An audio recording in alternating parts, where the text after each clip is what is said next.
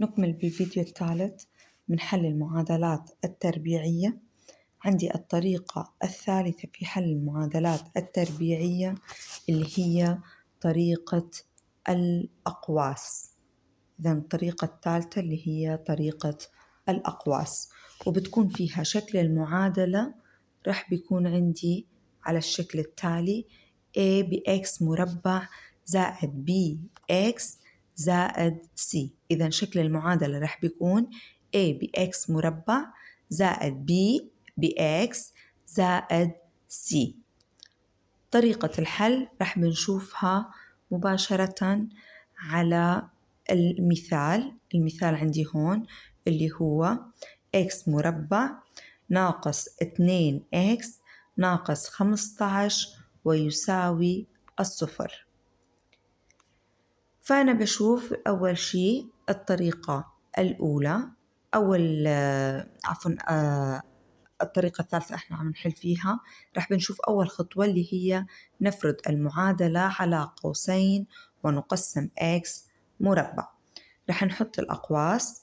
عندي قوسين رح بيكون تمام، القوسين بيساووا الصفر ونقسم x على القوسين، فالx مربع تمام رح بتنزل بكل قوس x مربع رح تنزل بالقوس الأول x بالقوس الثاني x.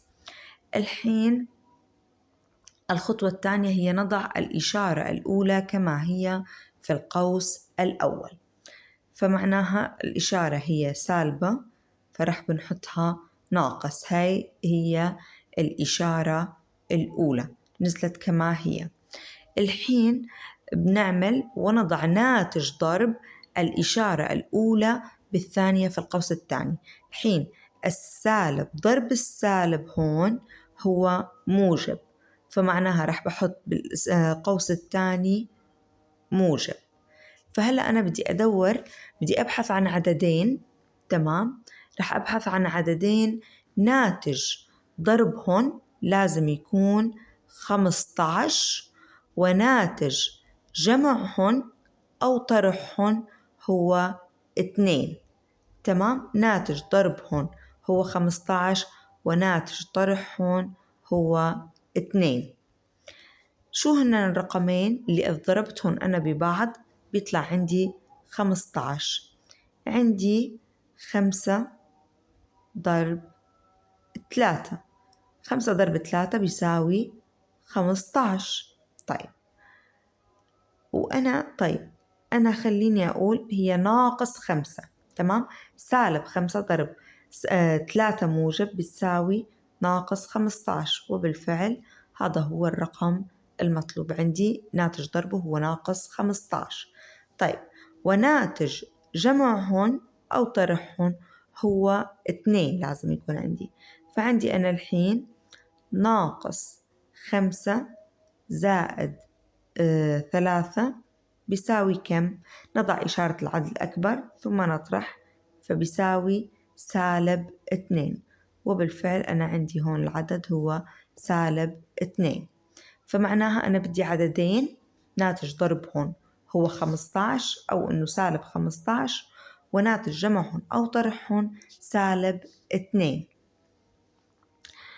الحين وطبعا أنا بحترم الملاحظة اللي عندي إياها، الملاحظة احترام الكبير واجب. تمام، فنضع العدد الأكبر في القوس الأول والعدد الأصغر في القوس الثاني. العدد الأكبر اللي هو 5 فبحطه، والعدد الأصغر اللي هو 2 برضو بحطه هون. وهلأ بكمل حل. تمام، فبنكمل حل. إذن أنا هون عندي للمعادلة حلان، إذن لها حلان: إما x سالب 5 تساوي الصفر، ومنه أن x تساوي 5. هذا الحل الأول. أما الحل الثاني اللي هو أو x زائد 2 تساوي 0، ومنه x تساوي آسفة، هو هون الرقم 3 مش 2، احنا كاتبين نقلنا غلط. احنا حكينا العددين هنن 5 ضرب 3 و5 ناقص 3، تمام. فهون 3، فإذا هون كمان برضو 3 العدد. إذن x زائد 3، فبننقل بخلي الثابت هون x، بثبت الx هون عندي اللي هو مجهول، والعدد المعروف بنقله، فبغير الإشارة فبصير ناقص 3. فإذا الحل الثاني هو x يساوي ناقص 3. إذا للمعادلة حلين، إما x تساوي 5 أو x تساوي ناقص 3. هاي طريقة الأقواس. إذا بطريقة الأقواس هو عندي شكل المعادلة لازم يكون a بx مربع زائد bx زائد c، تمام. فأنا بجي بفرد أقواس، عندي قوسين وبوزع x مربع على القوسين، وبعدين باخد إشارة العدد الأول اللي هو أمثال البي بحطها في القوس الأول، وبحط في القوس الثاني ناتج ضرب الإشارات الأولى والثانية مع بعض. هون كان عندي سالب بسالب، السالب ضرب السالب هو موجب، تمام. فنزلت في القوس الثاني الإشارة موجبة، وبعدين بحثت عن عددين ناتج ضربهم هو 15 اللي هو C، 15 هو بيعني C، وناتج جمعهم أو طرحهم المفروض يكون عندي 2 اللي هو B أمثال الإكس. فإذا كان عندي الرقمين 5 و3، واحترام الكبير دوما واجب، فبحط العدد الأكبر في القوس الأول والعدد الأصغر في القوس الثاني. والحين بلاحظ إنه عندي حلان للمعادلة، إما x ناقص 5 بتساوي 0 أي x تساوي 5، أو x زائد 3 بتساوي 0 أي x تساوي ناقص 3. بناخد هلأ مثال تاني.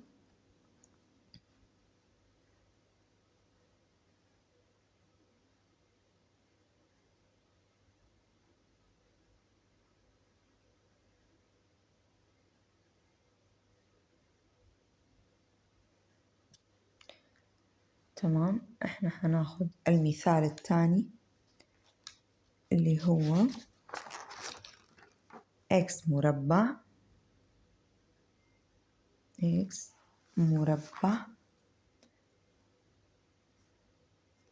تساوي، تمام، 72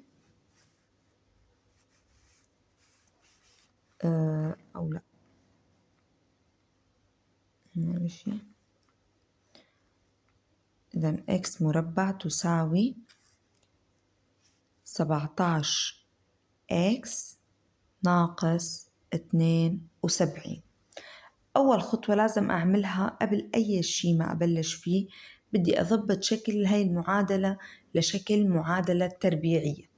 شكل المعادلة التربيعية المفروض هون يكون إني بدي أنقلهم كلياتهم على طرف واحد وأجعلهم بيساووا الصفر. فرح أقول x مربع ناقص 17 x، لأني أنا بغير الإشارة، هون كانت الإشارة موجبة، لما نقلتها لهذا الطرف صارت سالبة، والناقص 72 بدها تصير زائد 72 ويساوي الصفر.